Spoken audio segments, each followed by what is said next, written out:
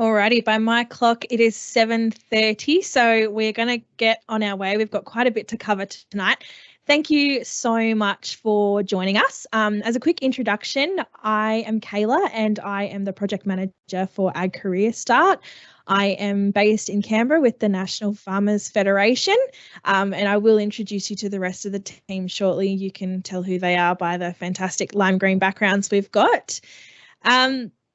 Very quickly, this is a participant/applicant focused webinar. So for any farmers who may be tuning in, this will be valuable information. However, we do have some farmer-centric ones coming up in a couple of weeks' time. So keep an eye out for those. So this one's, as I said, specifically targeted for applicants/candidates to the program. Just a quick acknowledgement to you all that if by joining on this webinar tonight, you are consenting to being recorded, as this webinar is being recorded. So just bear in mind, if you do choose to turn your microphone on and ask a question later on, that this is being recorded. Alternatively, you can always pop your questions in the chat and we will answer them that way. I would like to begin by acknowledging the traditional custodians of the land that I am calling in from today, the Ngunnawal people. And I also acknowledge the traditional custodians of the lands from which you are all joining us today. I wish to recognise and respect their continuing culture and the contribution they make to food production and the stewardship of our lands. I would also like to acknowledge and welcome other Aboriginal and Torres Strait Islander people who may be attending tonight's webinar. So, as I mentioned, we've got quite a bit to cover. So, thank you again for joining us. I would very quickly like to introduce you to the team, and do feel free to screenshot this slide if you would like.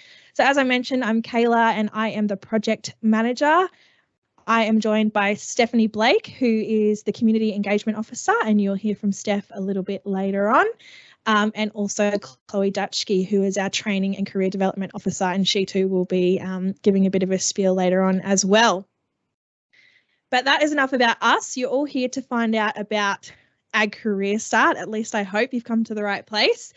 So by now, hopefully you've all been at least intrigued by the fact that we have an agricultural gap year program in Australia, which is very exciting for us. So AgCAREERSTART is a 10 to 12 month gap year program designed to kickstart young Australians' careers in farming. If you're under 25 and at the start of your career, it's a fantastic way to learn new skills, apply your knowledge and build your confidence. And we're going to talk about all the ways the program does that a little bit later on. But very quickly, some key selling points for the program. We do all the hard work of finding you a placement. So if you get into the program in 2023, we will find you a placement, so a job for 12 months, which is very, very exciting. You will work and earn for those 10 to 12 months. You will receive training, mentoring and support to complete a qualification of some kind. It may be a vet course, it may be another. And you also will enjoy access to industry events and a network of industry members and peers. By participating in this program, you gain access to the National Farmers Federation's broad network of stakeholders and farmers, and it's just a fantastic way to leverage yourself into the industry. Hopefully we're going to answer all the questions that a lot of you have asked, and thank you for submitting ahead of time. But the first question we often get asked is, where can I go and what can I do? So let's talk a bit about that. This is just a small snapshot of what some of our participants in 2022, this cohort, are up to at the moment. So as you can see, we've got cotton farming there in New South Wales, we've got dairy farming in Tasmania, we've got participants doing sheep and grain farming in South Australia, more dairy in Victoria. We have some fantastic broadacre producers over in WA in the grain industry. We've got cattle stations in the Northern Territory and horticulture opportunities as well in the Northern Territory this year, and some more livestock enterprises in Queensland as well. So this truly is a national program and our participants are spread out all over the place. So you too can tell us whereabouts in the country you would like to go to and we can help find you a farm placement there.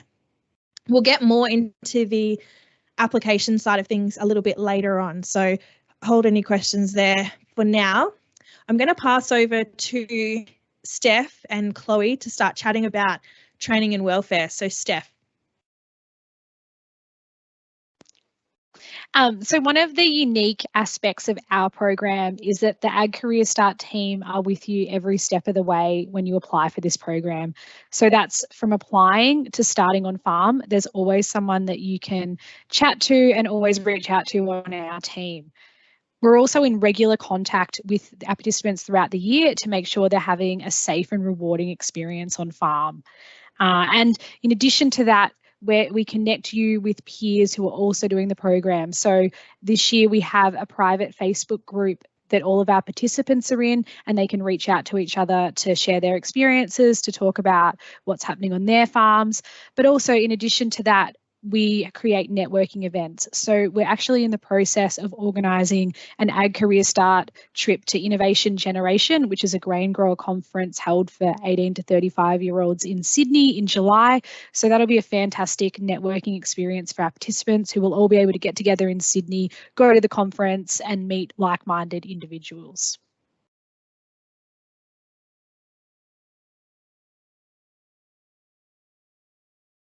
Hi everyone. So as part of the program, as Kayla mentioned, participants have access to a training bursary. So that means you've got a bursary of money there to be able to upskill yourself however you see fit in the agriculture industry. So we really want this to be led by the participants to really focus in on areas that are of your interest and how you would like to upskill yourself for on your farm as well as future employment. So you've got this money for the duration of your gap year, and how it works is that I reach out as the Training and Career Development Officer, and I ask you to fill out a survey, and that means that you can put down all your areas of interest, maybe some prior courses or experience you've already done, some training that you've done already. There's a list of conferences that you can go to that you might like to tick that you'd be interested to go to. And it's just about getting to know you a little bit more and how we can tailor that training plan to you. Some of the things that our participants are doing this year is low stress stock handling courses. We've got some doing certificates in agriculture or rural operations. We've got some attending first aid courses, some doing chemical handling courses. And as well as that, we're also offering some personal and professional development courses as well. So we've got a huge range of courses there. And as I said, it's very much dictated by what the participant would like to get out of the year. Towards the end, oh, sorry, Kayla. No, I was just going to jump in, Chloe, and just say that all of this training very much depends on the experience level of the participant. So we'll get into that a bit later on, but this program is no experience required. So Chloe, you really work with people to get everyone up to a point where they can do things safely on the farm and confidently as well, but also if you've got experience as well, you can further that knowledge in the industry too. Absolutely. And for example, this year, we've got some participants that are have already done some certificates and they are looking at going to university next year. So really taking this gap year to work on some of those skills that they're going to take into university. We've also got a lot of school leavers. So really starting out with some of those basic skills. So some basic small engine maintenance, stock handling, animal health, those sorts of procedures as well. So we really tailor it to where the skill level's at, what the participants' interests are, and then going forward into the future as well. So towards the end of the year and towards the end of the placement, the 10 to 12 months, I'll touch base with the participants and sort of look at what they're looking to do in the following year. So this year we'll be asking what do participants want to do in 2023. And as some have already indicated, this is specifically a gap year and they're heading to university next year. So we're putting some measures in place to be able to support them into their uni degree for next year. For some others, it's all about either them wanting to stay on farm or whether they'd like to then find other employment after. And so we can look at options like updating our resumes, writing cover letters, looking for specific jobs if they're not re-offered a position on the farm they're already on. So there's a multitude of things we can do to progress them into that next step into their career for future long-term employment. Wonderful. Chloe, I might just stop here, if anyone's got any questions, I might invite you to raise your hand now or pop it in the chat just quickly, because I know the training component of this program is something specifically that's quite unique. So if you did have a question, now would be a great time to either raise your hand using the function or pop it in the chat. Otherwise, we will quickly wiggle on to the next portion. I can't see any hands, so we will move on. So, Steph, do you want to chat to us about what some of the participants have been up to and just what they've been saying about the program so far? Yeah, so we have this year's participants well and truly starting on their plan placements this year. So many of them started in March and we are now at the end of May.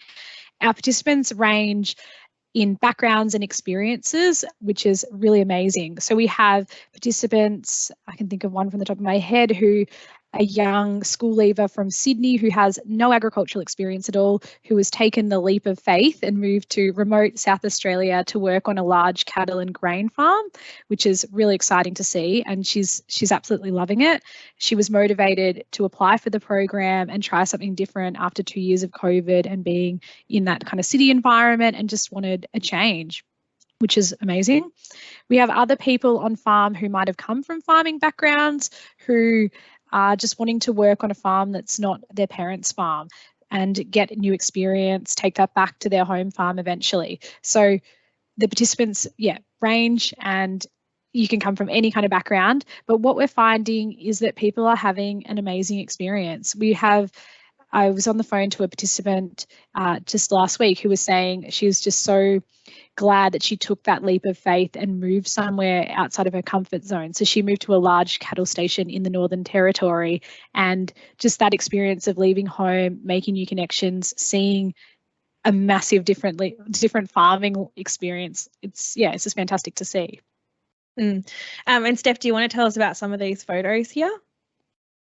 Yeah, so I will start from the left, up the top left. We have a young participant from Sydney who moved to South Australia. So she is on a crop and sheep farm, which is the Great Australian Bight kind of area. The middle photo with the beef cattle and the mountains in the background is a participant who has moved from Perth all the way to Tasmania. So she's working on a dairy and beef farm there, and some of her photos are incredible. They're right at the foot of Cradle Mountain, so a great place to work. Another participant has moved to a grain farm in the Griffith region. So they are contracting and doing cotton, a lot of cotton harvest at the moment. We have the young participant in the bottom corner with the sheep. He is from a family farm and moved to another sheep and cropping farm in South Australia. And on the right, two participants have moved together to a farm in Queensland, in remote Queensland, a large beef farm. So we have so many different opportunities out there. We have every kind of farm that you can imagine, from your traditional large beef station farming enterprises to dairy farms to sheep and cattle, but we also have many horticultural opportunities, viticulture. We have two participants working on a vertical farm in Sydney. So farming doesn't have to be that traditional notion of moving out to the country. There are many opportunities that are close to metropolitan areas. Some farms are remote, others are not. We literally have a farm for whatever you're looking for. We have it, which is really great. Yeah, it's very exciting. Chloe, do you want to chat us through a bit more about what happens at the end of the program? Yeah, so as I was saying earlier, we really want to support you to hopefully stay in the industry. If this is, if it's not your cup of tea, then that's absolutely fine too. We're glad that you tried it out for the 10 to 12.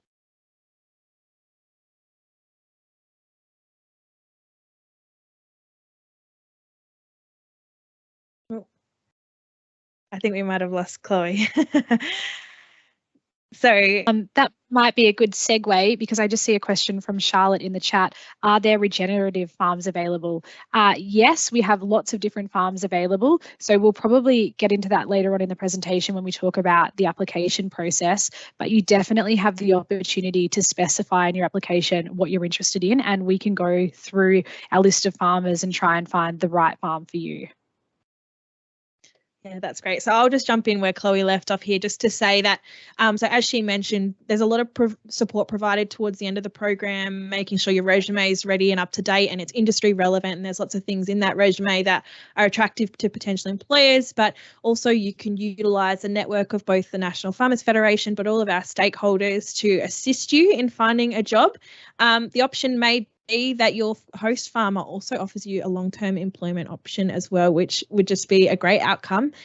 Other than that, we also will be putting all of our participants, our graduated participants, into an alumni program. So just to keep you in touch, a really important part of this program is the community of like-minded young people who will participate in this program. And if you do join the program for next year, we have approximately 150 places nationwide in the program. So that's 150 other young people who you can lean on and network with and share your story with.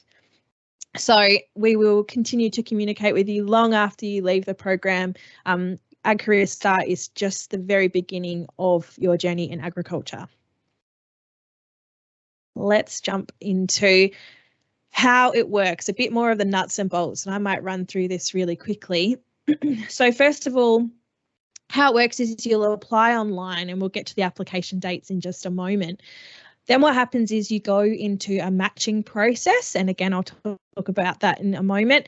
Then you will have an interview with a host farmer, so you will meet and chat with the farmer before you ever step foot on the farm, and based on that interview they may choose to offer you the placement, or you might re-enter the matching process.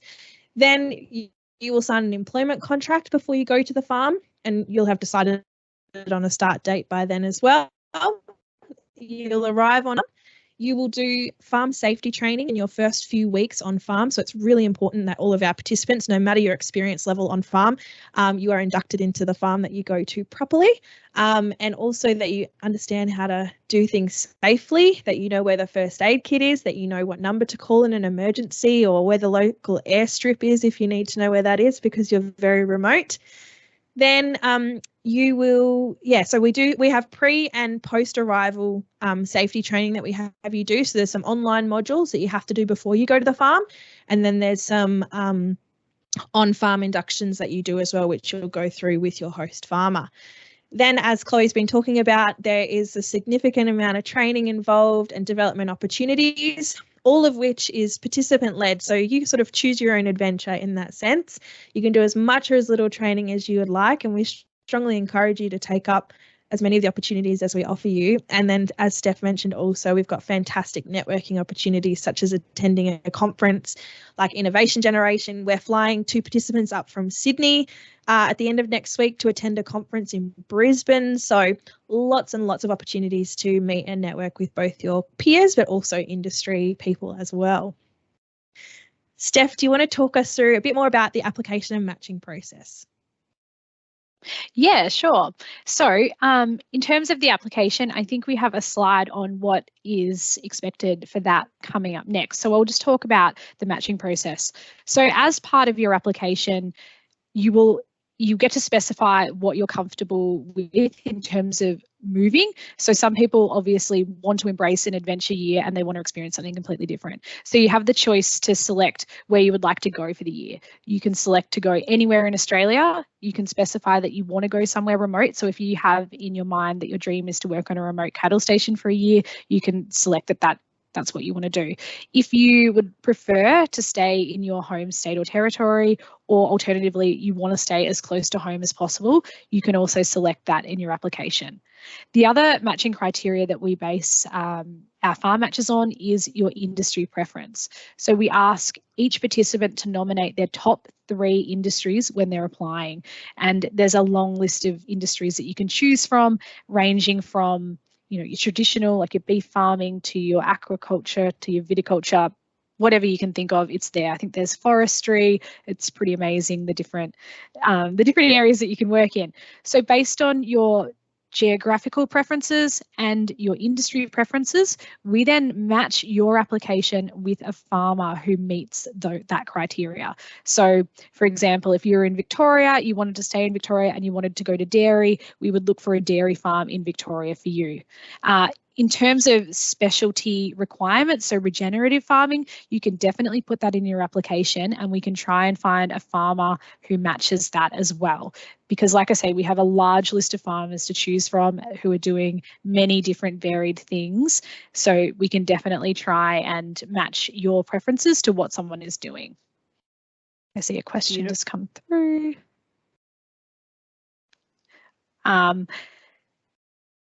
Kayla, I might defer that question to you in a moment. Yeah. Oh, if you want to go now. Which one are we looking at? From Scott.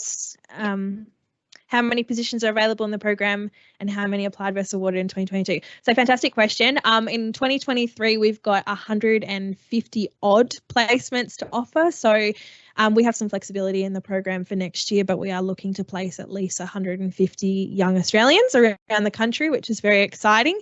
And how many applied? We had fantastic applications. We had in excess of 300 applications for our 50 places this year. So applications are very hot.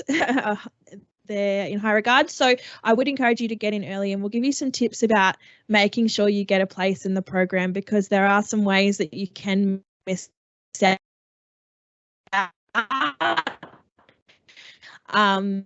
And however, one of those is not lack of experience. So it says there in big bold letters, we do not should not be a deterrent to a young person applying to the program, because that is exactly what this program is designed to do, provide people with that entry-level experience. And Steph talked about before that matching process.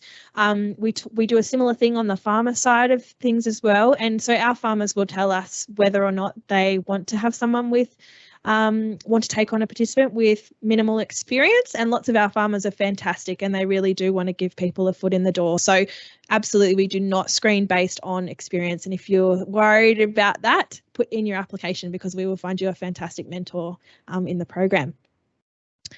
Steph's going to chat now about what you need to do to apply.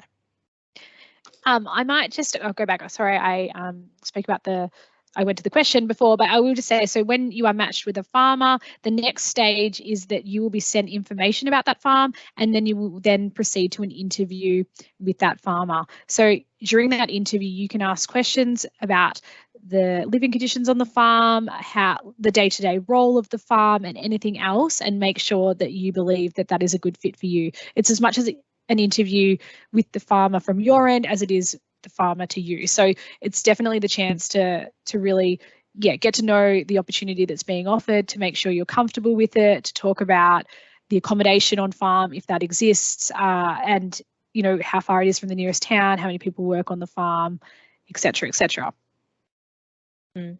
And Steph, just a question, I suppose, for the parents in the room. What level of involvement can our parents have in the application process? Is there ways that they can check up on how applications are going? Yeah, great question. So for our parents in the room, we've had very active parents this year in the recruitment process, and I encourage it. So what happens is, after there's been a match and you go to that interview stage, definitely make the effort to sit in on that interview with the farmer if that's something that you can do with your child. We've actually had parents go out on farm where that's been easy to do this year. So for example, if a farm is maybe within 2-3 hours of where you live, you can often just get in the car and go for a drive and go out and see the farm, have a chat on farm, and make sure it is the right opportunity. If that's not an option, because the farm's on the other side of Australia, for example, definitely use Zoom, definitely chat to the farmer before they go. And get involved in that process. We want you to feel as comfortable as possible going forward. Wonderful. We've got a question in the chat. How many participants are matched / go to each farm? So this very much depends on the farm host. In most cases, farmers will only have one participant on their farm. We have such a diverse, broad range and number of farmers signed up to the program. We really want to share the love in giving everyone a chance to host a young Australian. And the other reason for that is also making sure that the position on farm and the experience provided to that young person is really enriching and that they're getting the most out of that program.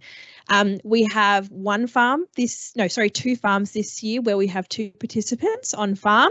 And whilst that may be very exciting, I don't want to promise that as the norm. If you are interested in applying to the program with a friend, or maybe you've got a partner, do let us know in the application process. We will do our best to find a placement for you both together, or at the very least, we would look to place you on farms very close by to each other. So just let us know in the application process. But at most, farms will take 2 participants, but that would, as I mentioned, that would not be the norm in the program. Can I just add there, while they might only take 1 participant, each farm is different. So we range from small family farms where it might just be the farmer and the participant on farm, to really large either family farms or corporate farms where there might be quite a number of employees. So the range, don't be nervous, I guess, if you're going to a farm as the only participant, because a lot of our farms do have quite a community. There might be 10 to 20 employees on the farm who might also be young. And if that's something that you are concerned about, or you want to go to a farm that you feel might be more social because there are more employees, definitely put that in your application, because we can definitely cater to that. And just to provide a tip around the matching process, so if you are successful in making it through to matching phase, Steph will send you the name of the farm and a bit of information about the farm that you have been matched with. Now, you're not forced into going to this farm. The thing to understand is matching process, as we mentioned before, goes through this hierarchy. And when we give you your first match, that is the best match on paper for you. So we do a really thorough job of making sure that we match you on those preferences that Steph matched before, but maybe some of the things that aren't exactly quantifiable, we really look to read into your application. So we'll talk a bit more about where we get some of that information in a moment.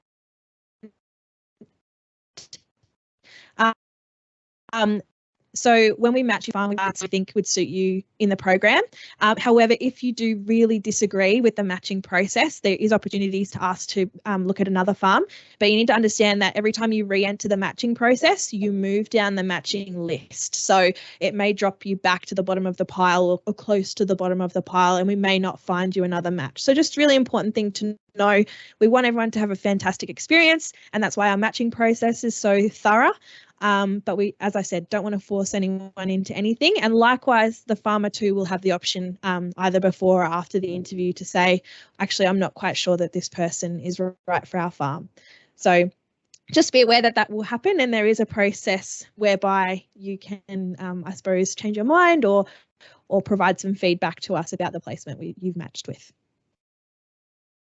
Alrighty, any questions about the matching process? I'll quickly move on. If you want to pop in the chat, please do. So Steph, do you want to talk us through what people need to do to apply?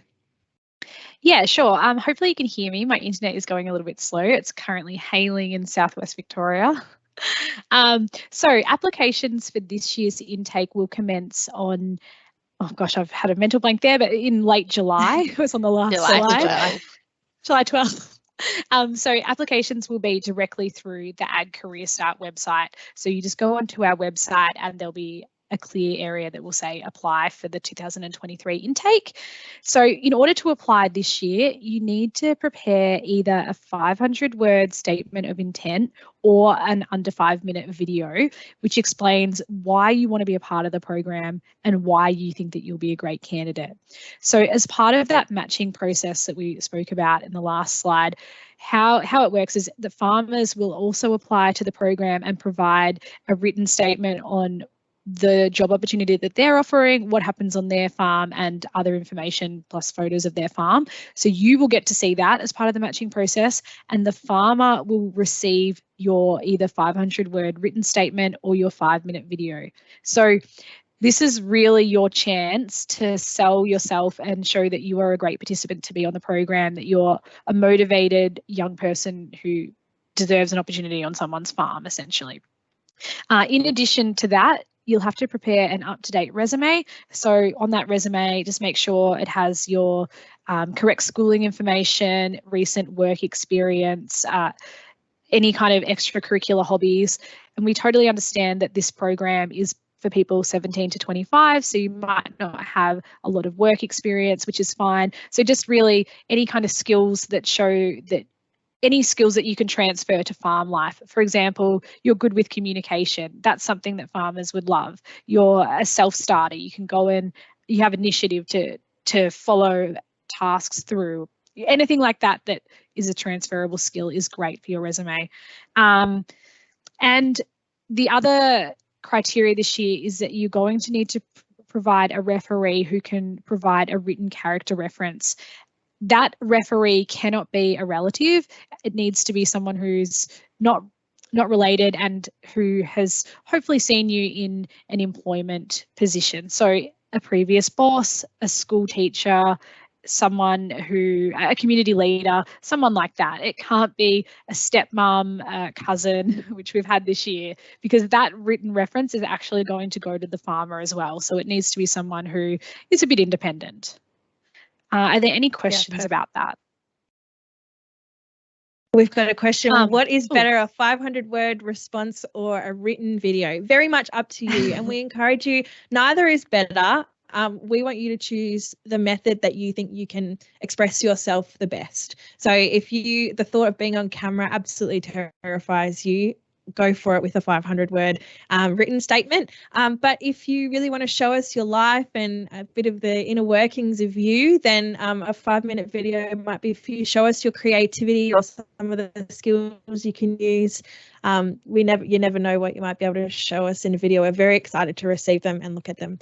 We won't be preferencing one over the other, just so you're aware. Either or, whatever you feel most comfortable doing. We've got a question about what if the process doesn't work out during the program. So I'm going to assume that this person means after the program has started. So you've arrived on farm and things aren't going very well. So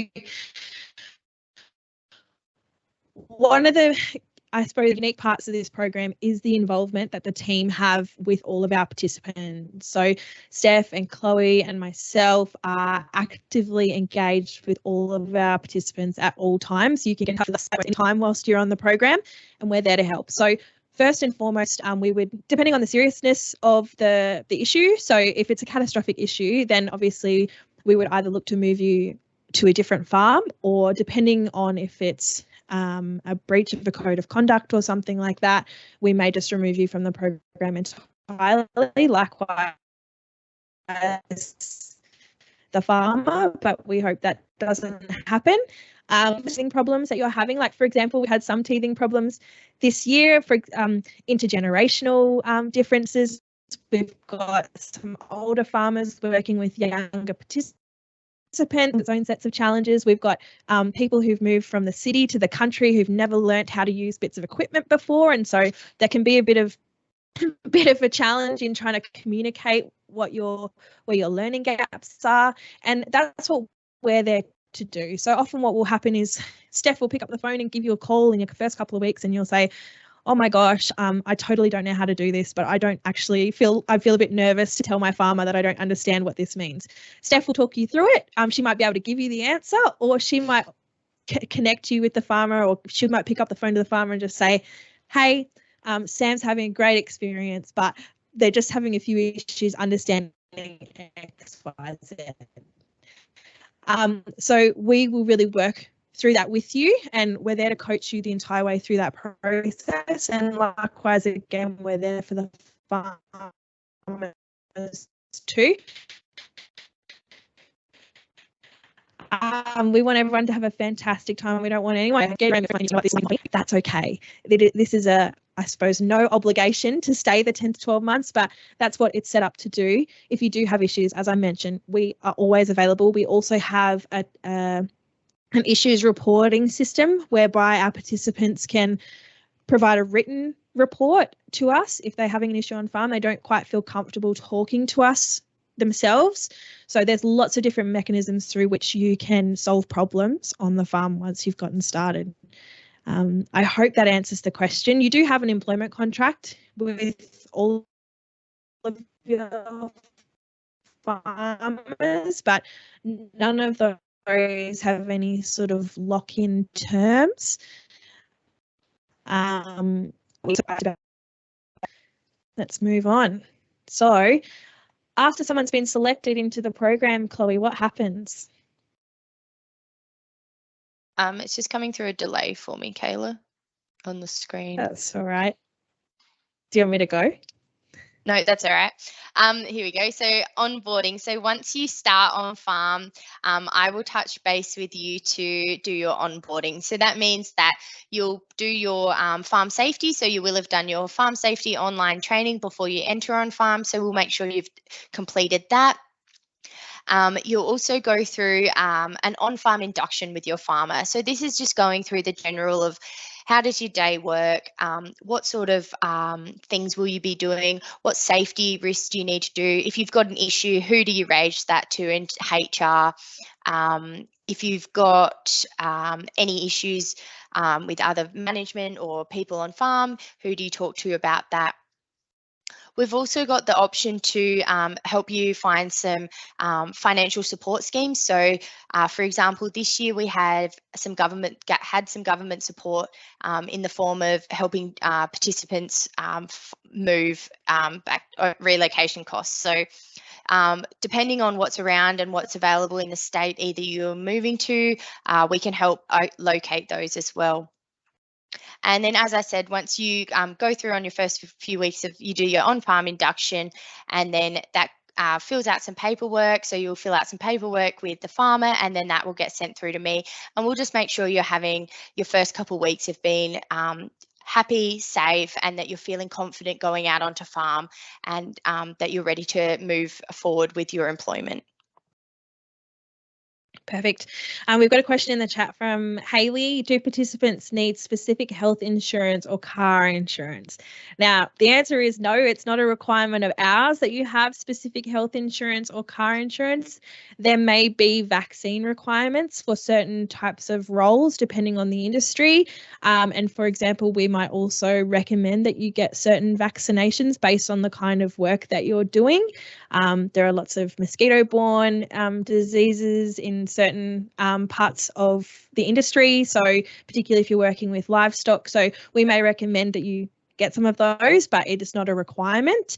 It's not a requirement of the program. It may be a requirement of some farmers. So remember, the employment relationship exists between our participant and the farmer, not between us and the participant. So the farmer may have specific requirements depending on the industry that they're in, where they're located, the size of the farm, what the living situation is like. They may require you to have a vaccination if you're going to be living with other people, etc. So all of that is handled on a case-by-case basis. Of course, we would strongly encourage you to have health insurance and car insurance as well. It's regional roads. I'm not sure if you've travelled on one lately, but they can be a bit fun. So I would strongly encourage some roadside assistance and some car insurance as well.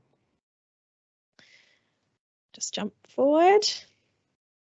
Now we're reaching the end of the presentation, so we're just going to cover a few frequently asked questions here. And whilst we're talking about cars, one of the major questions we get asked is, do I have to have a car or a driver's license? So this is twofold. Let's start with the driver's license. So no, you don't need to have a driver's license. However, as we mentioned, a lot of these placements the majority occur in rural locations where you will be 20, 30, 40 plus kilometres from the nearest town.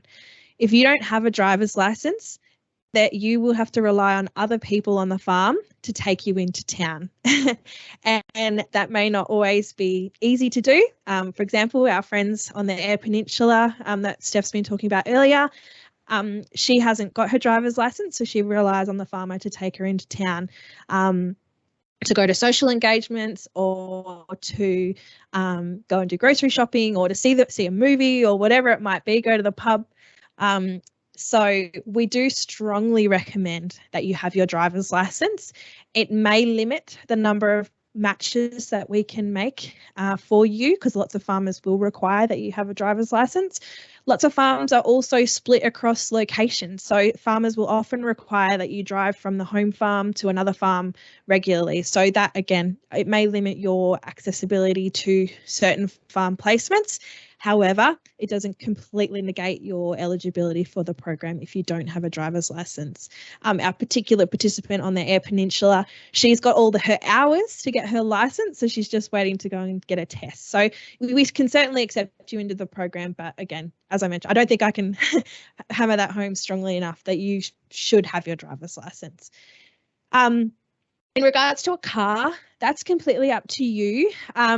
This is a twofold question, because having a car is fantastic, but just because you have a car doesn't mean it's going to be a car that's suitable for the terrain or the location where you're going. For example, taking a Ford Fiesta up into the Northern Territory is not going to be the best idea. So you don't need one. Most of the time, particularly in the remote areas, vehicles, working farm vehicles will be provided, and a lot of the time you'll be able to use them in your personal time as well. But again, case by case basis. So just something to think about. And if you have any questions about your particular circumstances, you can always ask us either in your application, or our team email address will be available on the next slide. Is accommodation and meals provided? So again, this is another one that's case by case. So remember, we talked about that vertical farm in Sydney. It's a farm in the inner city suburbs in King's Cross. So no, they don't provide accommodation, and our two participants who are on that farm actually commute from home every single day. They live in the suburbs of Sydney, so that works great for them. On the flip side, our participant in Griffith, for example, he does live on farm, in on-farm accommodation with the other farm workers who are there. We have another participant who is also living on farm, and she has all of her meals provided for her as well. Again, this is not always the case. So every farmer offers something different depending on the size of the farm, or the location of the farm, or the industry type. So generally larger farms will provide accommodation and board, and smaller farms will not. So it just very much, again, depends on the industry and the type of the farm. If you've got any questions about that, again, pop it in your application, or you can always ask us.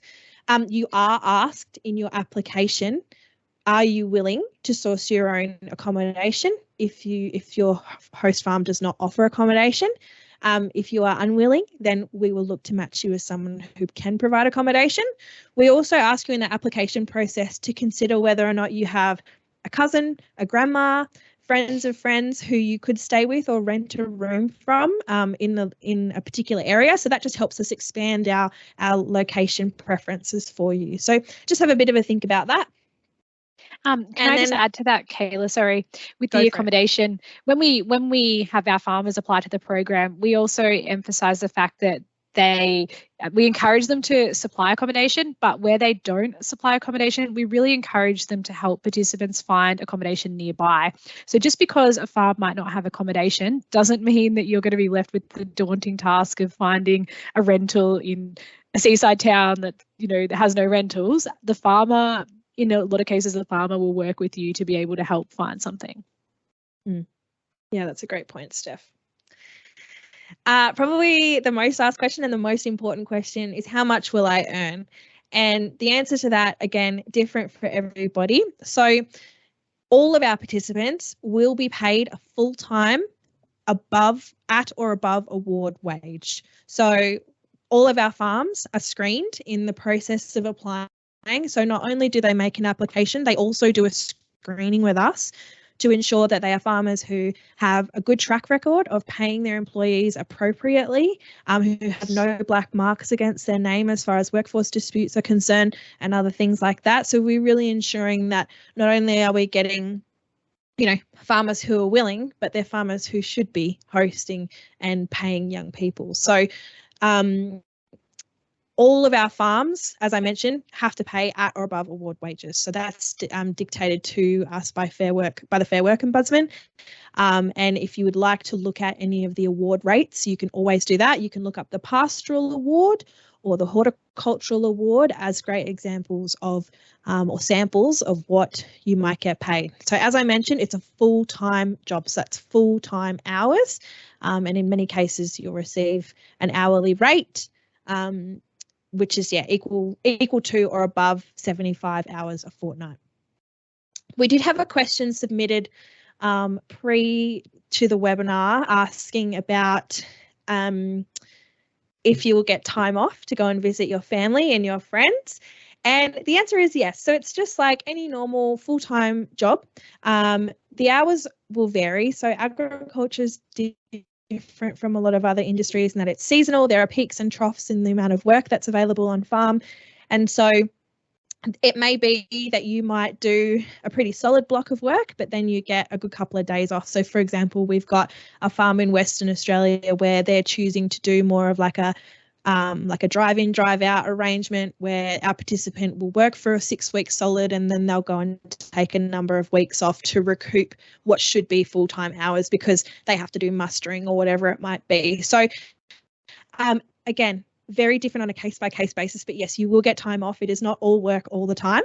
And at the very least, or more than that, you'll get time to go to industry events and go to conferences and come and have fun with us at industry events and meet people, and we'll put you up in a hotel and we'll have some fantastic time in the capital cities around the country.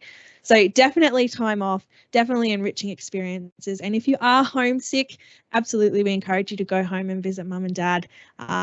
We're not locking you on the farm for the 10 to 12 months.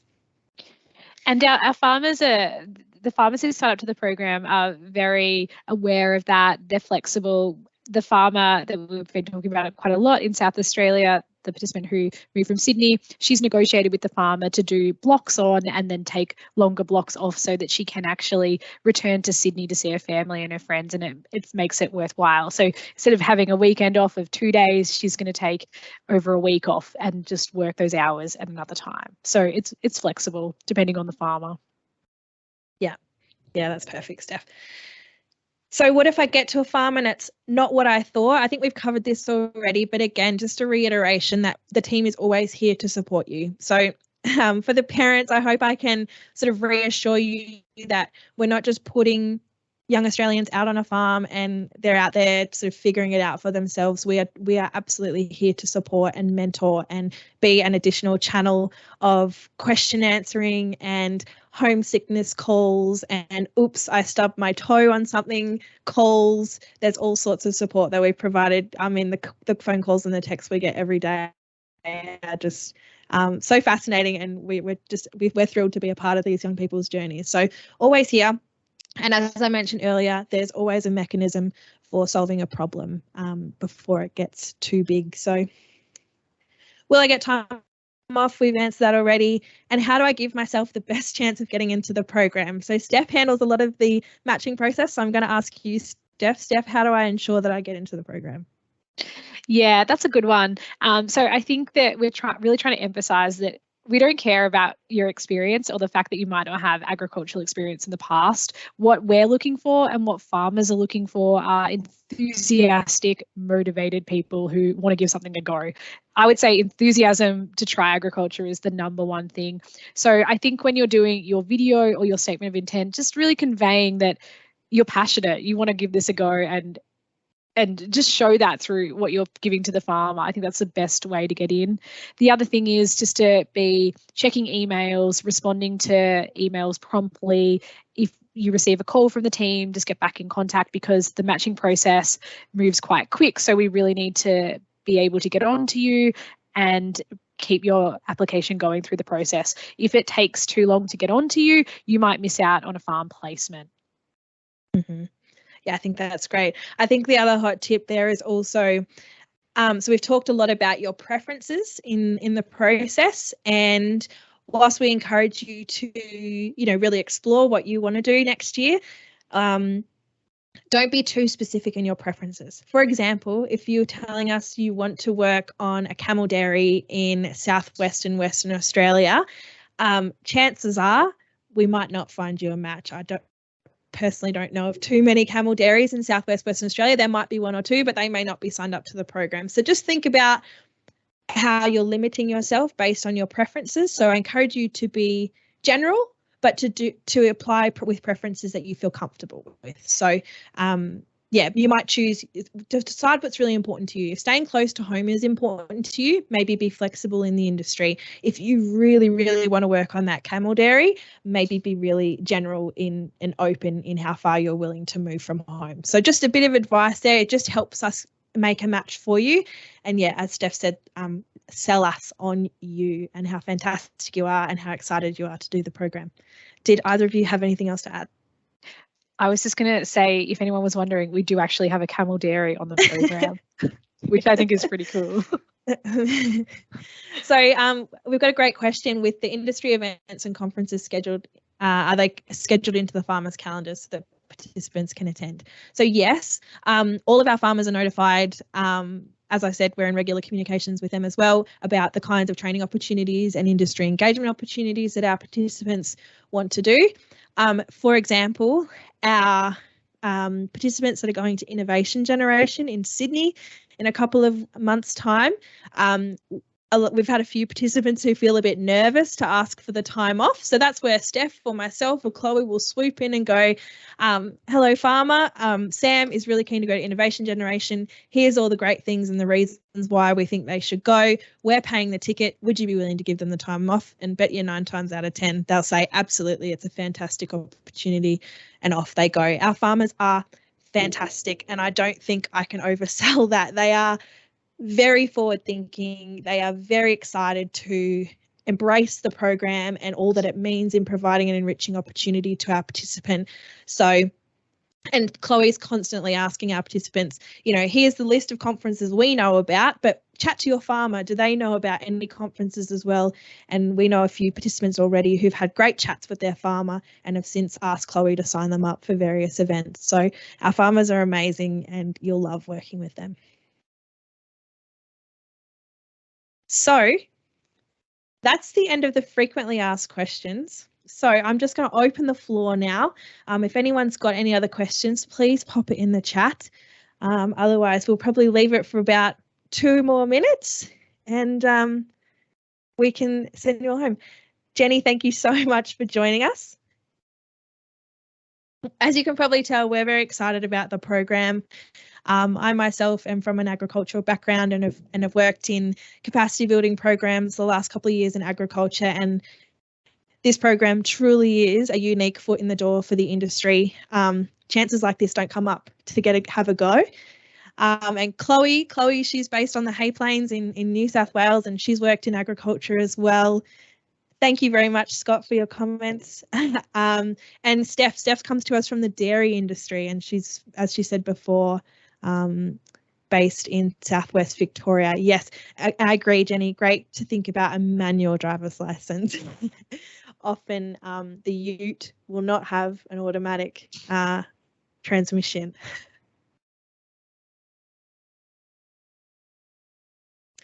Thank you also if you've joined us from the Eastern Seaboard, and it is nearly 8:30, so thank you so much for sharing your night with us.